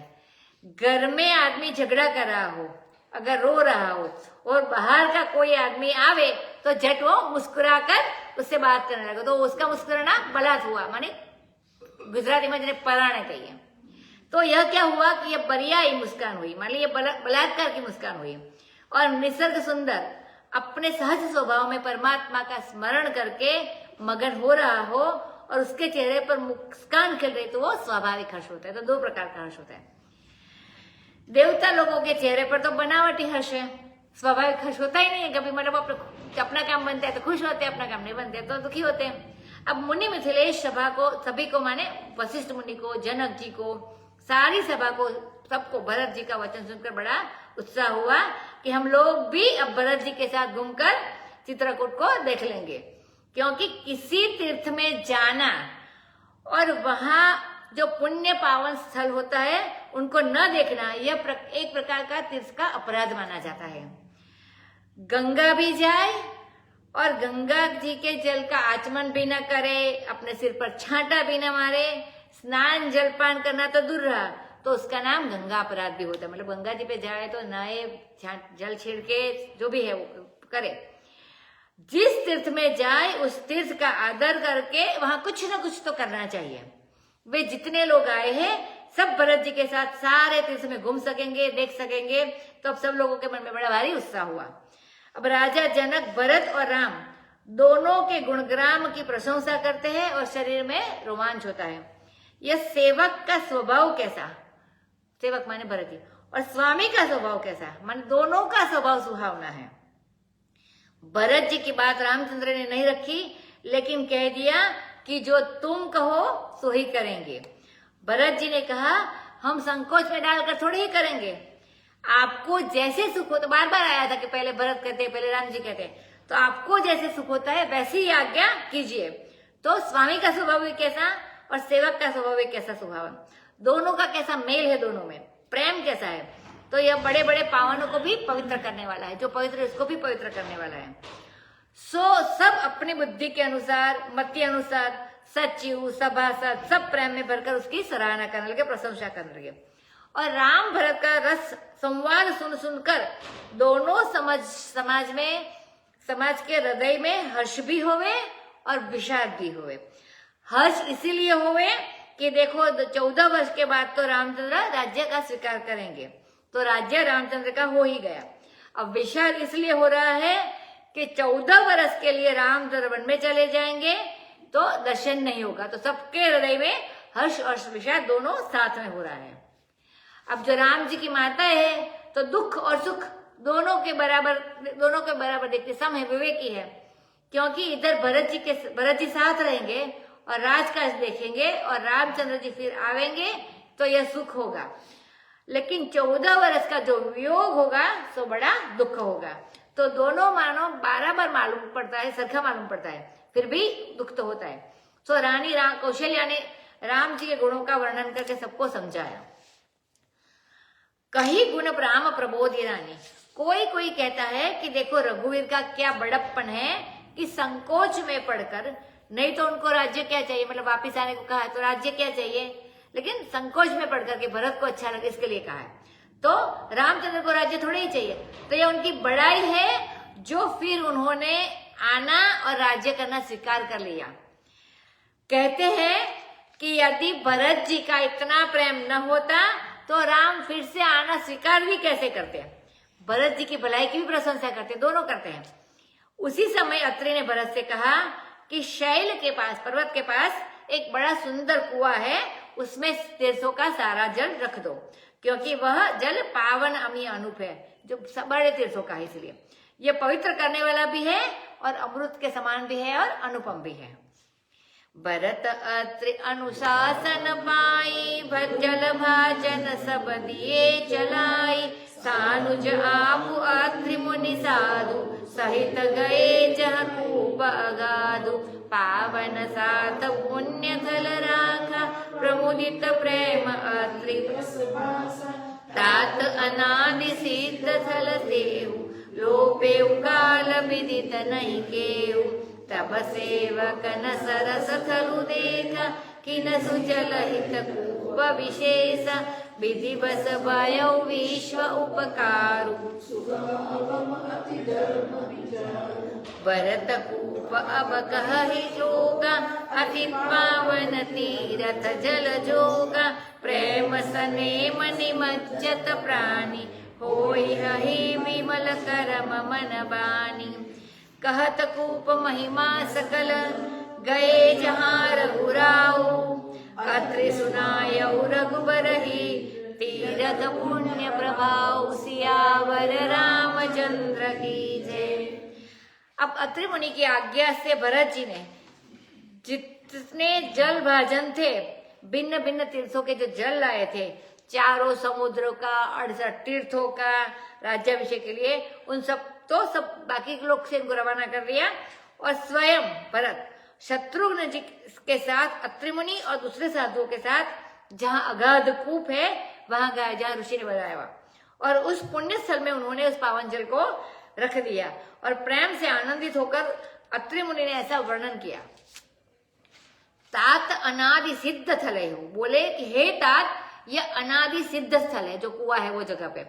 अनादि सिद्ध स्थल कहने का अभिप्राय यह है कि जब जब रामावतार होता है और जब जब राम का वनवास होता है, तब तब राज्याभिषेक का जल लेकर भरत जी यहाँ आते हैं, और हर बार वह इसी में रखा जाता है। मतलब हर युग में वो आते हैं राम जी, ऐसा ही होता है। क्योंकि राम अवतार एक बार तो होता नहीं है, अनेक बार होता है, और हर बार राम जी का वनगमन होता है, और हर बार राज्याभिषेक का जल आता है भरत जी लेके, और वही यहीं रखा जाता है। तो अत्रि मुनि को सब पता है। वह काल क्रम से लुप्त हो जाता है, माने बहुत समय बीत जाने के। राम जी का अवतार तो कितने करोड़ों वर्षों के बाद होता होगा, पता नहीं हमको तो, लेकिन जब भी होता है तो कब होता है पता नहीं। तो समय बीत जाने पर लोग इसको भूल जाते हैं, किसी को मालूम नहीं रहता है। सो देखो, जब तुम सेना लेकर रामचंद्र जी को मनाने के लिए आए, तो पहले जल की व्यवस्था करने वाले लोग जो सेना में निकले थे, इतने सारे लोगों को लेके आना है तो व्यवस्था तो देखनी पड़ती है। तो जो पहले इनकी सेना आई थी, तो उस लोगों ने यहाँ पे एक जगह बनाई है। तो जल की व्यवस्था करने वाले जो लोग सेना में चलते हैं, तुम्हारे सेवकों ने इस सरस स्थल को देखा, माने भरत जी की सेना उसी जगह ठहरी थी अयोध्या से आते समय, और सबको जल की सुविधा होवे, इसके लिए विशेष कुआं उन लोगों ने ही बनाया था। तो विधाता की देखो कैसी लीला कि विश्व का उपकारक कुआं बन गया। क्योंकि धर्म का विचार सुगम भी होता है और अगम भी होता है। सुगम माने सकड़ वाला, और अगम माने दुर्लभ। कहीं कहीं तो बताते चांद्रायण करो, कृच्छ करो, शांतपन करो, होम करो, तो ये सारे व्रत का बताया। चांद्रायण माने वो जो पूर्णिमा का शुक्ल पक्ष का जो व्रत होता है दिन, तो उसमें प्रतिपदा के दिन एक एक कौर बढ़ाते बढ़ाते पूर्णिमा के दिन पूर्ण खुराक, माने अपना जो खुराक होता है इसका 16 भाग में, 15 या 16 भाग में विभाजित कर दे। तो बीच के दिन एक कौर, दूसरे दिन 2 कौर, तीसरे दिन 1 कौर, ऐसे पूर्णिमा के दिन जो पूरा जो रोज रेगुलर भोजन लेते उतना करना, और इसके बाद एक एक कम करते, अमावस्या के दिन पूर्ण होता है, अमावस्या के दिन पूरा उपवास करते, तो इसको चांद्रायण व्रत करते हैं। और कुछ न करो, माने वो अलग अलग है, कुछ है, शांतपन है, प्रजापति है। तो एक में ऐसा होता है कि 4 दिन दोपहर भोजन करो, 4 दिन रात को भोजन करो, 4 दिन बिना मांगे जो कुछ मिलता है उसका भोजन करो, और 4 दिन उपवास करो। और दूसरा ऐसा व्रत होता है, इसको अति ये प्रजापत्य और अतिप्रत्य ऐसा कुछ है नाम। तो उसमें 3 दिन भोजन करो, मैं 3 दिन दोपहर में, 3 दिन शाम को और 3 दिन बिना मांगे जो मिलता है और 3 दिन उपवास। और इसमें भी सिर्फ एक ही कॉल लेना होता है, तो ऐसा भी एक व्रत है। फिर तपत होता है, तो उसमें 3 दिन गर्म पानी लेना होता है, 3 दिन गर्म दूध लेना होता है, 3 दिन गर्म घी लेना होता है और चौथे दिन गर्म वायु माने सूर्य की ताप से ही चलाते हैं और 3 दिन उपवास। तो ऐसा भी एक व्रत है। तो प्रजा अलग अलग प्रकार के व्रत है। फिर जो शांतपन होता है, इसमें पंचगव्य का भक्षण करें। पंचगव्य माने गाय का जो भी चीज होता है, इसमें गोबर, मूत्र, दूध, दही, घी और वो कुछ घास के साथ मिलाकर इसको खाते हैं, तो आहार लेते हैं। तो ऐसे अलग अलग प्रकार के व्रत है। तो बताती हैं हमें कि इतने सारे व्रत करो, बड़े बड़े कष्ट उठाओ, तब जाके कहीं धर्म की प्राप्ति होती है। और कहीं जाके ये कुएं का जो पानी लेकर स्नान कर लो या मुंह से राम राम बोल दो या भूल से ही उस स्थान से निकल जाओ, तो भी धर्म की प्राप्ति हो जाती है। माने दोनों प्रकार की धर्म की प्राप्ति होती है, कष्ट से भी और सहजता से। तो धर्म का विचार इस तरह सुगम भी है और अगम भी है, मुश्किल भी है। तो यह नहीं समझना कि जब बड़ा बड़ा कठिन काम करेंगे तब धर्म होगा। कठिन से कठिन काम करने से जो धर्म होता है, वही बात सुगम से सुगम धर्म से भी हो सकती है। जैसे कुएं का पानी कर लिया, स्नान कर लिया, कुएं के पानी से राम राम बोल के, ऐसे। तो सुगम और अगम का ये बता दिया। तो ऐसा शास्त्र का निर्णय है, क्योंकि कर्म की कठिनता पर धर्म का निश्चय नहीं होता ये धार्मिक है कि नहीं है। वह तो शास्त्र का जो विधान है उसके अनुसार होते, मतलब शास्त्र ने बताया कि राम राम बोलने से भी हो जाता है, तो हो जाता है। तो इसका अब जो कुआं था, तो इस कुएं का नाम अभी भरतकूप होगा, क्योंकि उन्होंने ये सब कुछ करवाया है। सब लोग कहेंगे, और यह अत्यंत पावन जगह है। यहाँ तीर्थ जल का संयोग हो गया इस कुएं में। तो अभिषेक के लिए जो लाए थे राज्याभिषेक, तो सारे जल तो तीर्थ जल का संयोग हो गया। एक बात तो यह हुई कि यह स्वयं अति पावन है और तीर्थ जल के योग्य था। और दूसरा अभिप्राय यह हुआ कि यह जो कुआं बना था सो तो बढ़िया था ही, क्योंकि ये अनादि सिद्ध स्थल है। वो तो अनायास हो गया ऐसा नहीं हो सकता, वो प्रारब्ध से होता है, वो पहले से होता है कि निश्चित कि यहाँ ही होगा। तो वो अनादि सिद्ध, कई सालों से, अनादि मतलब इसका पता ही नहीं आदि कहाँ से हुआ है, पता नहीं है। तो वहीं से ये सिद्ध स्थल है जहाँ कुआं बना है। और ये जो तीर्थ के जल इसमें डाल दिए, वे इससे यह और भी पावन हो गया। अब आगे बताते, जो प्राणी संयम माने नेम से, शास्त्र की मर्यादा के अनुसार, और प्रेम माने श्रद्धा और विश्वास के साथ स्नान करेगा यहाँ, वह कर्म से, मन से, वाणी से विमल हो जाएगा, शुद्ध हो जाएगा, निर्मल हो जाएगा। भरत, अभी स्वामी जी बताते हैं, भरतकूप जगह है वो चित्रकूट शहर से कुछ मील दूर एक गांव में है, और वहां कुछ ब्राह्मणों के घर भी है और बड़ा सा कुआं भी है।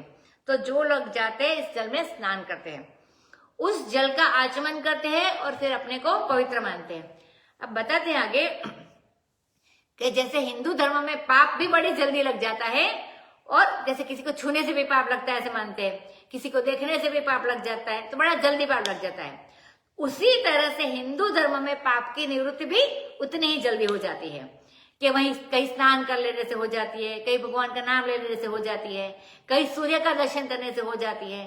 मन में जो हिंसा की भावना आ जाती है कि मैं पापी हो गया, तो इसमें जब स्नान किया या इसका दर्शन किया तो हमारे सारे पाप मिट गए। तो फिर से हमको श्रद्धा अपने आप में बैठ जाती है, विश्वास आ जाता है। अब मानते कि मैं पुण्यात्मा हो गया हूं, पहले पाप था, अब ये भाव आ जाता है। पाप के कारण जो ग्लानि अपने चित्त में आ गई थी, दुख, यह ग्लानि को सुगम रीति से मन से दूर करने के लिए ये तीर्थ स्नान आदि स्थल होते हैं। इस प्रकार सब लोग कुप की महिमा कहते सुनते रामचंद्र जी के पास पहुंचे, और वहां अत्रि ऋषि ने रामचंद्र को तीर्थ के पुण्य का प्रभाव का वर्णन किया, सुनाया। कहत धर्म इतिहास सप्रीति, भयउ भोरु निसिसो सुख बीति, नित्य निबाहि भरत दो भाई, राम अत्रि गुर आय सुपाई, सहित समाज साज सब साधे, चले राम बन अटन पयादे, कोमल चरण भय मृदु भूमि सकुचि मन मनहि उस कंटक काकरि कुराई कटुक कठोर कुवस्तु दुराई महि मंजुल मृदु मारग कीने बहत समीर त्रिविध सुख लीने सुमन बरसि सुरधन करि छाई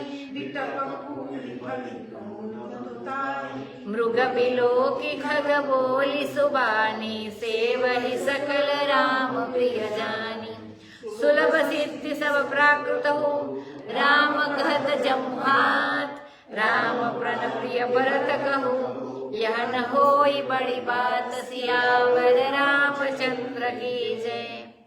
अब अत्रि मुनि भरत राम जी को वर्णन बताते कि धार्मिक इतिहास का प्रेम के साथ वर्णन करते करते सारी रात आनंद में बीत गई। जो रात्रि पहले दुख से बीतती थी वे आनंद से बीत गई और भोर हो गया, मानी अंधेरा वाला जो सुबह होता है वो हो गया।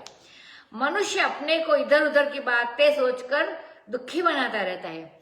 अगर जिसको रोने का मन हो वह सोच ले कि हमारी माँ मर गई थी तब कैसा हुआ था, पिताजी मर गए तो कैसा हुआ था, तो उन्होंने हमको ये गाली दी थी तो कैसा, मतलब जैसा जिसका भाव होता है वैसी बातें याद करके ऐसा अनुभव कर सकते हो कि हमको गाली दी तो कैसा लगा, तो तुरंत टपाटप आंखों से आंसू गिरने लगते। कोई पुरानी बात याद करे तो बुरी बुरी बातें पीछे की सोच लो तो रोना आ जाएगा।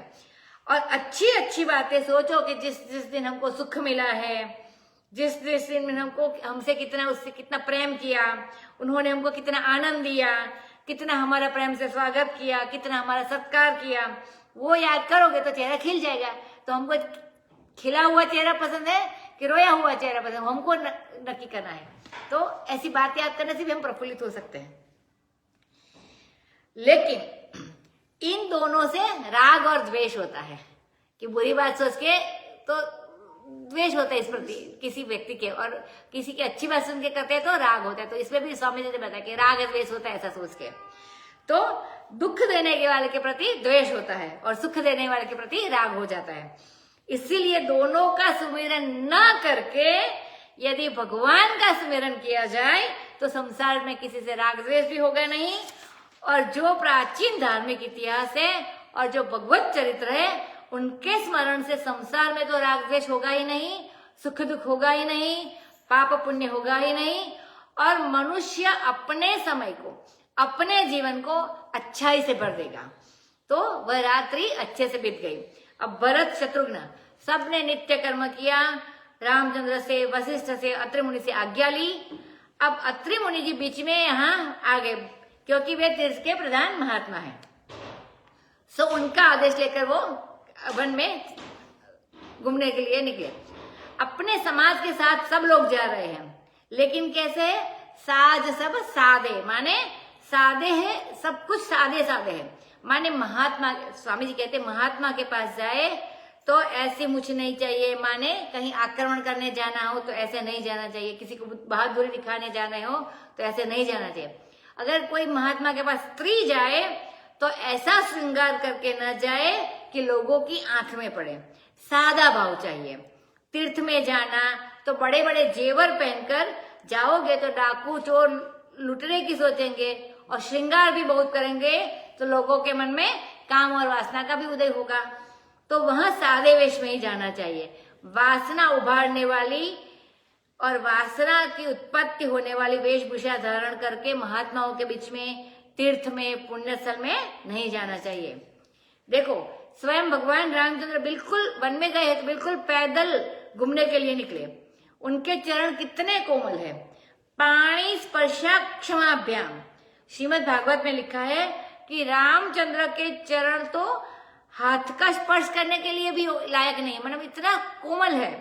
तो इतने कोमल है कि कोई अगर इनको अपने हाथ से छुए तो उनमें गड्ढा हो जाए, मानी उसमें चुभने लग जाए। तो इसलिए लोग छूते भी नहीं है, दूर से ही मानसिक स्पर्श करते हैं। प्रिया या पाणी स्पर्श क्षमाभ्याम, ऐसे भगवान के चरण है। तो ऐसे चरण से वे बिना जूते के चल रहे हैं राम जी। यह तीर्थ स्थान की महिमा है। अब तीर्थ स्थान पर जाओ और सारी जगह यदि चाम के मतलब चमड़े के जूते पहन के चलना है मनुष्य को, और चमचम करके जूता पहन के चलता है तो वहां हिंसा भी होती है और तीर्थ की भूमि का तिरस्कार भी होता है। तो जब कोमल भाव से रामचंद्र चलने लगे तो पृथ्वी मन ही मन सकुच कर मृदु हो गई, कोमल हो गई। क्यों? कि पृथ्वी ने सेवा की। पृथ्वी भी एक देवता है और उस देवता ने भगवान राम जी की सेवा की। जितने कुश है, कांटे है, कंकड़ है, जितने कुराई माने जो दरार जो होती है पृथ्वी में, तो वो कुराई है माने फटी दरार, जिसमें आगे पीछे घास पत्ते उग गए हैं, तो अथवा तो कुराई माने कांटा वाले जो होते हैं वनस्पति वो। तो चित्रकूट की तरफ कुराई बोलते हैं फटी हुई जमीन को, जिसमें घास पात लग जाते हैं और मालूम भी न पड़ता हो कि वहां पर दरार है। तो जगह जगह और कुराई उस पौधे का नाम भी है जिसमें कांटे लगे हुए होते हैं। तो जितनी कठोर कुवस्तु यहाँ पर थी उनको पृथ्वी ने छिपा लिया। और जैसे अपने घर में कोई भला मानुस आवे तो व्यर्थ की जो सामग्री होती है वो हम लोग छिपा लेते हैं कहीं पे, ऐसी जगह की किसी की नजर ना पड़े। ऐसे पृथ्वी ने जो उनका स्वागत किया और जो पूरी बुरी चीजें थी वो हटा ली और पूरी कोमल बना दी जगह को। पृथ्वी ने उनके लिए मंजुल और मृदु मार्ग बना दिया और 3 प्रकार के शीतल, मंद और सुगंध वायु सुख लेकर वहां पर बहने लगा। भागवत में आया है कि वह वायु सुख स्पर्श, तो वह सुख लेकर बह रहा है वायु। वैसे तो शीतल, मंद, सुगंध वायु बहती है, परंतु अपने अंदर सुख लेकर बहे। जिसको छू ले उसको माने गुदगुदा जाए, माने अच्छा लगे, उसके चेहरे पर मुस्कान आ जाए। वायु के स्पर्श से भी मुस्कान आ जाती है। ऐसी वायु चल रही है। देवता लोग सुमन की वर्षा करे, पुष्प की वर्षा करे, बादल छाया कर रहे हैं, धूप है तो वृक्ष में फूल और फल लग रहे हैं। जो तृण होती है वो घास बहुत हार्ड कठोर होती है, लेकिन वो भी मृदुल हो गई है। हरिण अपनी बड़ी बड़ी आंखों से देखते हैं, पक्षी अच्छी वाणी से बोलते हैं। संसार में जहां तक प्राणी है सबके प्यारे है रामचंद्र जी। ये प्रिय सब ही जहां लगी प्राणी। संसार में जहां तक प्राणी है सबके राम प्यारे हैं और ये राम हमारे प्यारे हैं, ऐसा जानकर उनकी सेवा करते हैं। अथवा ये भरत रामचंद्र के प्यारे हैं, सबके प्यारे रामचंद्र और रामचंद्र के प्यारे भरत। तो जिसका जो प्यारा है उसकी सेवा करो तो बहुत प्रसन्न होते, मतलब भरत जी की सेवा करो तो राम जी बहुत प्रसन्न होते हैं। यह जो दूसरे से प्रेम करता है उससे प्रेम करने में बड़ी बाधा है, डबल प्रेम करना पड़ता है। उसको भी प्रेम करो, उसको जो प्रेम करे उसको भी प्रेम करो। एक तो वह कहेगा तुम हमारे प्रेमी हो तो हमसे प्रेम करो, और दूसरी बात यह कहेगा जो हमारा प्रेमी है उसको भी प्रेम करो। तो वह चित्त को द्विधा कर देता है, वह चित्त को फाड़ देता है। अब रामचंद्र जी को प्रसन्न करता है तो रामचंद्र जिसको प्रेम करते हैं उससे भी प्रेम करना पड़ेगा, उनके भक्त से भी प्रेम करना पड़ेगा। और सब भरत जी को राम प्रिय जानकर उनकी सेवा करते हैं। दूसरी बात यह है कि सब रामचंद्र जी को प्रिय जानकर भी उनकी सेवा करते हैं, क्योंकि ये रामचंद्र जी के वे प्यारे हैं। यहाँ यह भी है कि भरत जी का भाव इतना प्रबल है, जैसे चैतन्य महाप्रभु जब जगन्नाथपुरी से वृंदावन के लिए चले थे तो रास्ते में जितने भी जानवर पड़ते थे उनके कीर्तन के साथ उनको भी रोमांच होता था, पशु पक्षियों को भी। उनकी आंखों से भी आंखों की अश्रुओं की धारा निकलती थी।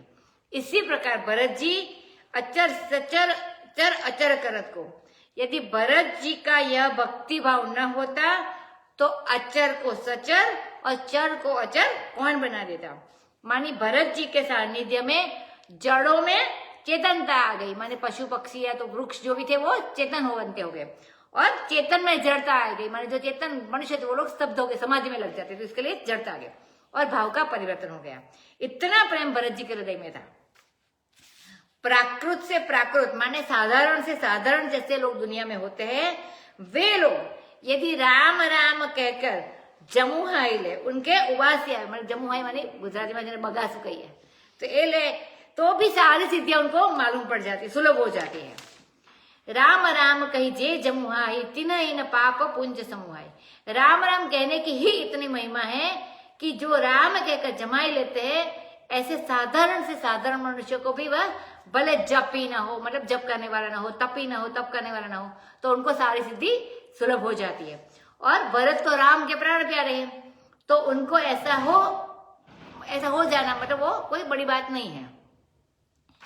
एहि विधि भरतु फिरत बन माही, नेमु प्रेमु लखि मुनि सकुचाई, पुण्य जलाशय भूमि विभागा, खग मृग तरु तृण गिरि बन बागा, चारु विचित्र पवित्र विशेषी, पूजत बरतु दिव्य सब देखी, सुनि मन मुदित कहत ऋषि राउ, हेतु नाम गुण पुण्य प्रभाव, कतहु निमज्जन कतहु प्रणाम, कहतहु बिलोकत मन अभिराम, कतहु बैठि मुनि आय सुपाई, सुमिरत सिय सहित दो भाई, देखि सुभाउ सनेहु सुसेवा, देहि असीस मुदित बल देवा,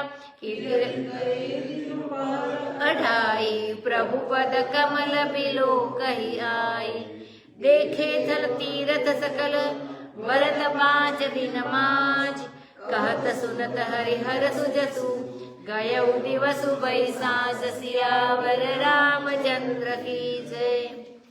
इस प्रकार भरत राम वन में फिरते हैं, उनके नेम को देखकर, नेम माने जहाँ जहाँ जाते हैं वहां वहां उस देवता को प्रणाम करते हैं और वहां वहां प्रार्थना करते हैं कि रामचंद्र के चरणों में हमारी प्रीति बढ़े। और भरत जी में तो नेम भी है, मतलब प्रणाम भी करते हैं और प्रेम भी है।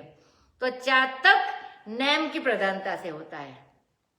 रात को चंद्रमा उदय होता है, सॉरी वो कोई नक्षत्र का जल होता है तभी वो पानी पीता है, स्वाति नक्षत्र का, कि हम तो केवल स्वाति का ही बूंद पिएंगे।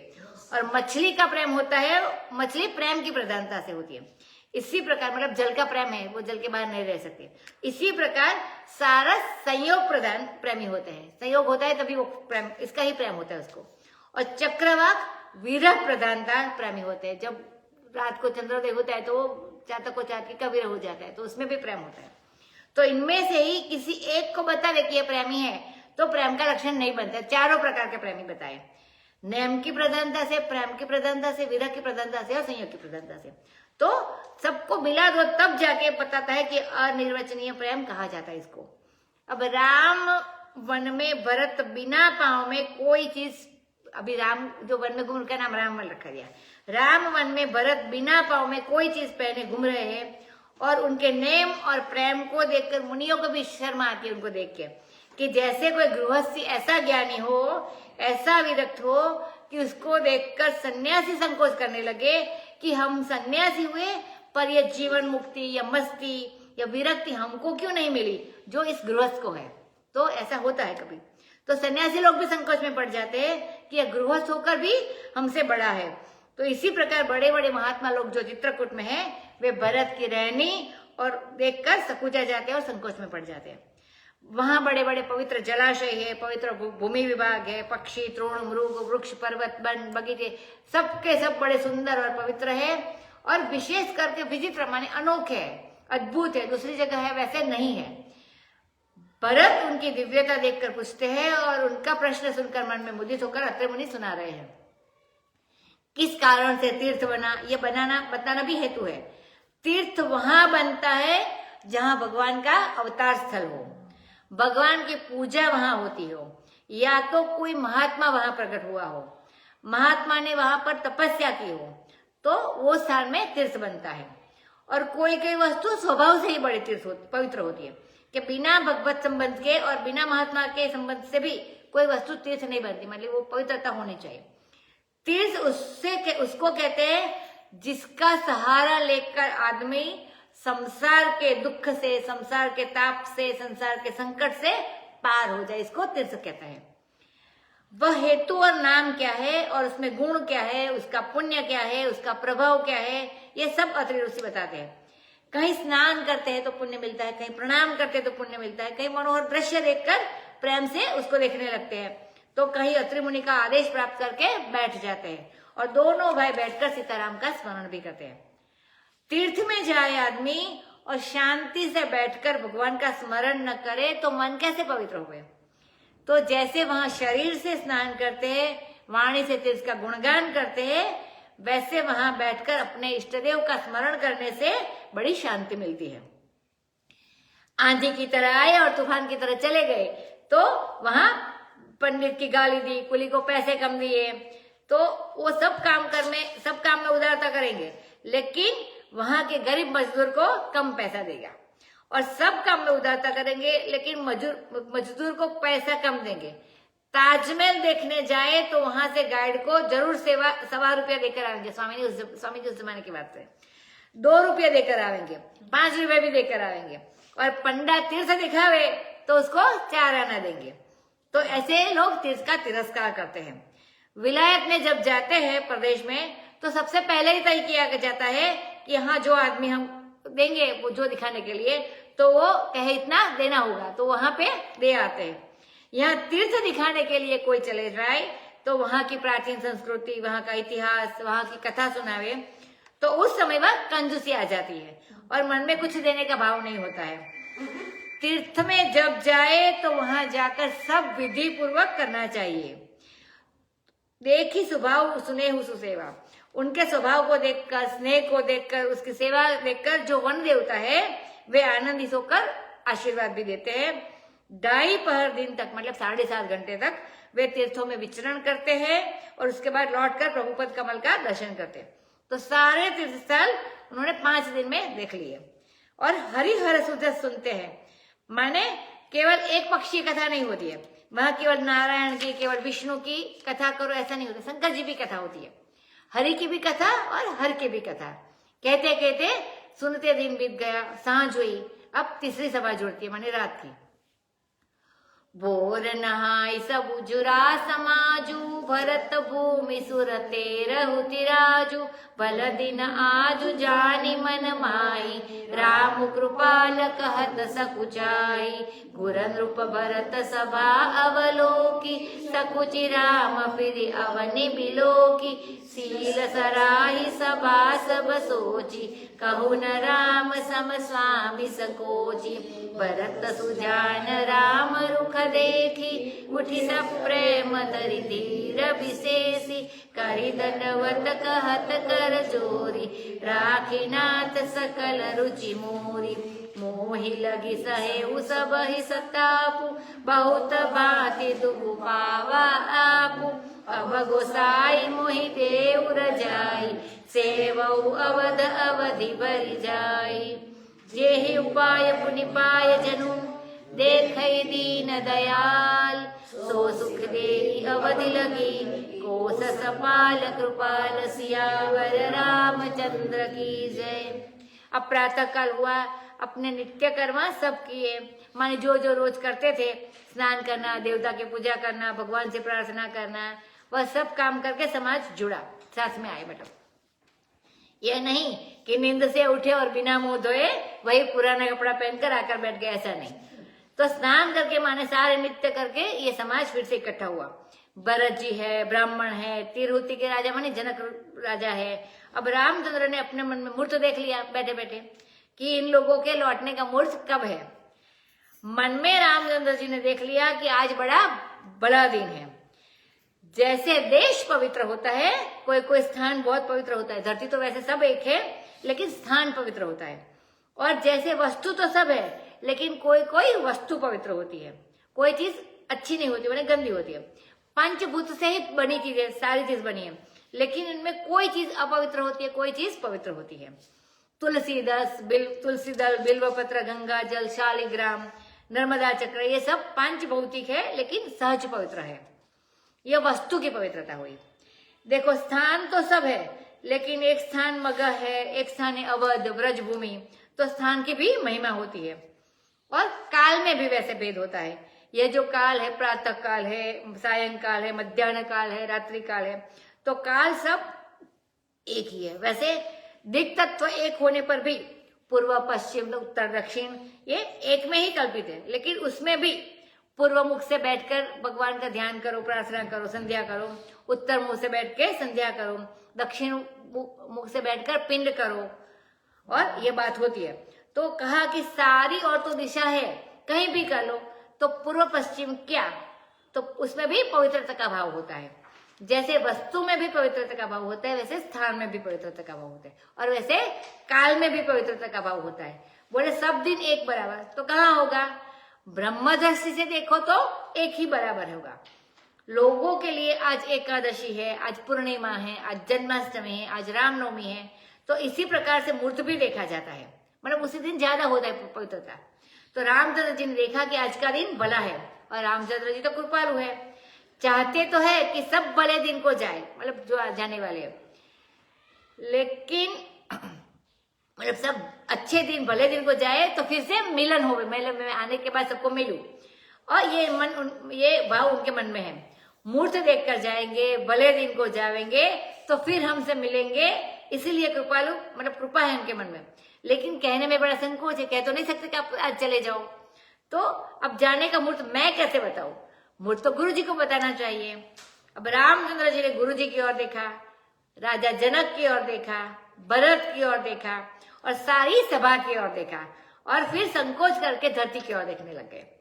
माने गुरु की ओर देखा मुहूर्त के लिए, राजा की ओर देखा जनक राजा की ओर आज्ञा के लिए, और भरत की ओर देखा कि तुमने तीर्थ स्थल देखने की आज्ञा मांगी थी सो पूरी हो गई तो, और सभा की ओर देखा कि लोग अक्षर भर इधर अक्षर भर उधर करते हैं, मतलब चंचल मन वाले हैं, तो ये मन में क्या सोच रहे हैं, और सबकी ओर देखा। उसके बाद फिर धरती की ओर देखा कि जब तीर्थ यात्रा तो बिल्कुल पूरी हो गई, अब तो कोई काम है नहीं, तो सबको जाना चाहिए। अब रामचंद्र कुछ कहते नहीं है, तो उनके शील की सराहना करने के लिए सारी सभा सोचने लग गई, विचार करने लग गई कि सृष्टि में राम जैसा समसंकोची स्वामी, जो अपने सेवक का भी इतना आदर करे, इतना संकोच करे, ऐसा कोई नहीं है। और लोग तो चुप हो गए अभी। लेकिन भरत तो राम जी के हाथ है, क्यों देखा अभी कोई ढाल बनते हैं तो ऐसे ढाल है। तो राम ने कह दिया कि भाई सेवक तो ऐसा चाहिए कि जो अपने हाथ के समान हो, अपनी आंख के समान हो, अपने पांव के समान हो। अगर स्वामी चलना चाहता है और सेवक ने पांव की तरफ पहुंचा दी, मतलब नजर करके पता चलता है कि स्वामी को भी चलना है, तो स्वामी करना चाहता है और उसके हाथ के समान सेवक ने कर दिया। स्वामी देखना चाहता है और सेवक ने वो वस्तु लाकर हाजिर सामने कर दी, तो सेवक हाथ के समान, पांव के समान और आंख के समान होना चाहिए। अब रामचंद्र कुछ कहना चाहते हैं परंतु संकोच से नहीं कहते हैं। तो भरत तो बड़े सयाने हैं, सेवक तो वह होता है जो अपने मालिक को कहने की भी तकलीफ नहीं उठानी पड़े, बिना कहे उसकी रुख को समझ जाए कि वो क्या चाहते हैं। सो देख लिया उन्होंने, पहचान लिया और प्रेम के साथ उठे और विशेष धैर्य धारण किया, क्योंकि इस समय जाना है रामचंद्र जी को छोड़कर, तो विशेष धैर्य की जरूरत है। अब पहले दंडवत कर फिर हाथ जोड़कर बोले कि आपने प्रभु मेरी संपूर्ण रुचि रख दी, मैं जो चाहता था वो सब किया, जो जो मैं चाहता था सो सब कर दिया। वैसे देखो भरत जी तो रामचंद्र जी को लौटाना चाहते थे, लेकिन रामचंद्र लौटे नहीं। उनका राज्याभिषेक करना चाहते थे, सो राज्याभिषेक तो हुआ नहीं। भरत वन में साथ जाना चाहते थे, लेकिन वो भी उन्होंने नहीं जाने दिया। माने सब तो रामचंद्र ने रुचि अपनी रखी, लेकिन अभी भरत शरणागत है, तो वे रामचंद्र जी की जो रुचि है वो अपने रुचि समझते हैं। तो यहाँ कहते हैं कि इस राखी नाथ सकल रुचि मोरी, इसका यह अर्थ नहीं है कि उन्होंने हमारे स्वार्थ और सुख को पूर्ण कर दिया। उसका यह अर्थ है कि प्रभु जो आपकी रुचि है वही हमारी रुचि है। मेरे लिए आपने बहुत से दुख स्वयं मोल लिए हैं। हे गोसाई, अब मुझे राज्यादेश दो, आज्ञा दो, हुक्म दो हमको, जिससे हम अवध में जाकर अवधि भर माने 14 बरस तक आपकी सेवा करें। क्योंकि रामचंद्र संकोच में थे, जाने के लिए बोल नहीं सकते थे, मुंह से दे नहीं सकते, तो अभी भरत ने समझ गए तो अपने आप बोल दिया। सेवा माने वहां राज्य भोगने के लिए नहीं जा रहा हूं, ये मत कहना कि राज्य लक्ष्मी उच्छिष्ट हो गई क्योंकि भरत ने राज्य किया वहां पर, कि राज्य लक्ष्मी का विवाह भरत से हो गया कि मेरे छोटे भाई की पत्नी हो गई। मैं तो केवल आपकी संपत्ति की सेवा के लिए ही जाता हूं, स्वामी की आज्ञा से बढ़कर दूसरी कोई सेवा नहीं है। मैं आज्ञा पालन के लिए जा रहा हूं, और सो भी अवधि भर माने 14 बरस। 14 बरस से एक दिन भी ज्यादा अपने में सेवा करने में सामर्थ्य नहीं है मेरे में। तो गांव के लोग जब पढ़ते हैं तो कहते हैं आगे कि जाड़े का दिन था तो रामचंद्र जी भगवान एक रजाई लेकर गए थे। तो भरत जी ने कहा कि महाराज यह रजाई हमको दे दो। वो रजाई का राज्यादेश भी होता है और ये भी होता है, तो ये दूसरे लोग दूसरी तरीके से भी बोलते हैं गांव के लोग कि जाड़े का दिन थे तो रामचंद्र जी भगवान एक रजाई लेकर गए थे। तो भरत जी ने कहा कि महाराज यह रजाई हमको दे दो तो हमारे काम आवेगी। तो लौटते समय वो रजाई भी लेकर चले गए, ऐसा बताते हैं। यह आपका जन मानी भक्त जिस उपाय से आपके चरणों का दर्शन प्राप्त कर सके, हे दीनदयाल वही शिक्षा मुझे दीजिए कब तक के लिए कि अवधि लगी, माने 14 वर्ष के लिए मैं क्या करूं वो आप मुझे आज्ञा दीजिए। अब भरत जी का इस बात पर आग्रह है कि केवल 14 वर्ष के लिए आप मुझे दीजिए, या हे दीनदयाल, हे कौशलपाल, आप मेरी इतनी प्रार्थना मान लीजिए। 2 पान कर लो तो फिर कल पूरा हो जाएगा। हाँ, एक लेते, चल एक लेते।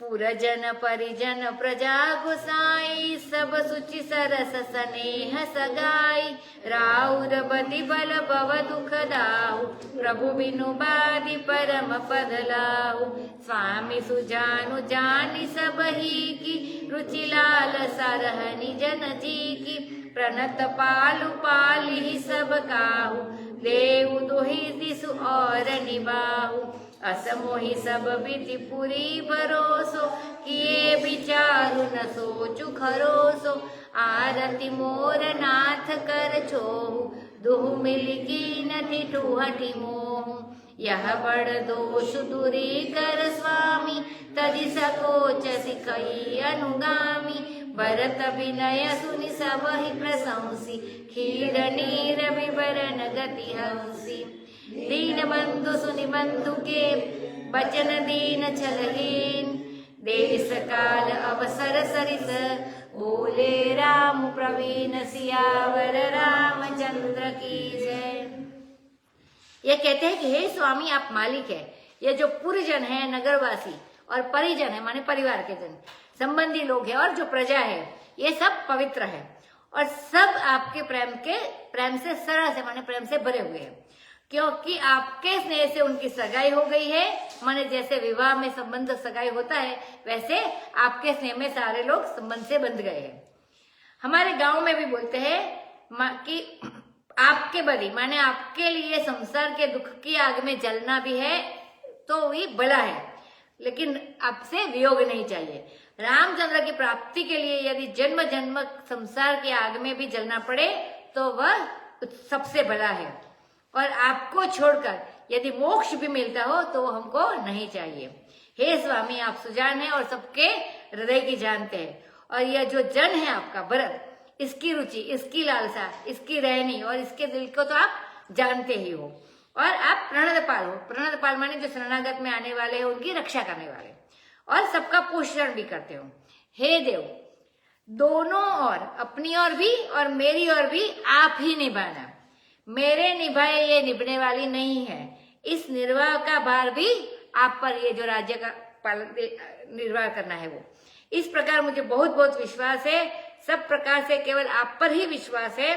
मुझे अपने ऊपर विश्वास है नहीं है कि मैं अपने नेम में, प्रेम में, अपने रहने में, अपने बल पुरुष में टिक सकूंगा। इस पर मुझे भरोसा नहीं है, आप पर भरोसा है। आप ही हमारे कार्य के निर्वाहक है और आप ही आश्रित के कार्य के निर्वाहक हो। जब मैं विचार करती हूँ तो मेरे लिए सोच करने का कोई कारण भी नहीं, मतलब शोक करने का कोई कारण नहीं है। हमारे लिए शोक करना खरा भी नहीं है, माने हमारे लिए जो शोक करना है वो झूठा भी है। मैं आर्थ हूँ और आपका छो है, माने आपका स्नेह है, वात्सल्य है। जैसे माँ अपने बच्चे को गोद में लेकर आंचल से ढक देती है, बड़ा स्नेह करती है, वैसे ही आपका वात्सल्य है। और दोनों ने मिलकर, माने वात्सल्य और मेरा दुख, मेरी आरती और आपके वात्सल्य ने मुझे बलात् ठिठा माने उद्दंड बना दिया है, इसलिए मैं आपके सामने बोलता हूँ। वैसे बड़े भाइयों के साथ बोलना नहीं चाहिए, ऐसे बताते समझिए। आप मेरे इस बड़े दोष को, ठिठाई को दूर करके स्वामी संकोच छोड़कर, मैं आपका अनुगामी हूँ, अनुगत हूँ, मुझे आप शिक्षा दीजिए। भरत की यह प्रार्थना सुनकर सब लोग उनकी प्रशंसा करने लगे कि ये भरत की वाणी दूध और पानी को, क्षीर नीर को अलग करने वाली जैसे हंसी की होती है, वैसे भले और बुरे का अलगाव करने के लिए भरत की वाणी हंसिनी के समान है। भगवान असल में दीन के बंधु है, माने जो दीनता है। जब मनुष्य अभिमान दिखाता है तो भगवान इसे पसंद नहीं करते। तस्यापि अभिमान द्वेषित्वात् दैन्य प्रियत्वाच्च, भगवान अभिमानी से द्वेष करते हैं और दीनता से प्यार करते हैं। जो अभिमान छोड़कर भगवान के सामने आता है, अपनी जीद, अपना हठ, अपना स्वार्थ, अपना छल छोड़कर आता है, भगवान उसके बंधु है, भगवान उसके भाई है। और भरत जी की तो दीनता प्रकट हो गई है, बताया कि दीन बंधु सुनि बंधु के, तो भरत दीन हुए इसलिए इनके बंधु है। भरत बाप जाए है, मतलब अपने पिता के बेटे, तो भाई हुए। तो दुनिया के संबंध को लेकर भरत से भगवान प्रेम नहीं करते हैं। पिता के मतलब भाई है इसलिए नहीं करते, दुनिया के संबंध से नहीं। भगवान का जो भरत से प्रेम है वह दीन बंधु है। भगवान राम जी दीन बंधु है और भरत दीन है, इसीलिए ये भरत जी से प्रेम करते हैं। सचमुच वे भरत के बंधु है। और ये बात है कि भरत जी छल है, निष्कपट है। ये शास्त्र में आता है कि जहां छल कपट का वर्णन आता है वहां कहते हैं कि जो अपने लिए धर्म चाहता है, अर्थ चाहता है, अपने लिए काम चाहता है और अपने लिए मोक्ष चाहता है, वह भी प्रेम का कलंक है। अपने लिए मोक्ष चाहना भी प्रेम का कलंक है। ऐसा श्रीमद् भागवत में प्रोज्जित केतों की व्याख्या में श्रीधर स्वामी जी ने लिखा है। जो सच्चा सेवक होता है वह स्वार्थहीन, छलहीन, कपटहीन होता है। तो बड़े प्रवीण रामचंद्र देश, काल और असर के अनुसार बोले, वो कल देखेंगे। रघुपति राघव राजा राम, पतित पावन सीताराम, सुंदर विग्रह मेघ श्याम, गंगा तुलसी शालिग्राम, भद्रगिरीश्वर सीताराम, जगत भगत जन प्रिय सीताराम, जानकी रमणा सीताराम, जय जय राघव सीताराम, रघुपति राघव राजा राम, पतित पावन सीताराम। कथा विसर्जन होत है, सुनहु वीर हनुमान, राम लक्ष्मण जानकी सबका करो कल्याण, सियावर रामचंद्र की जय, पवन सुत हनुमान की जय।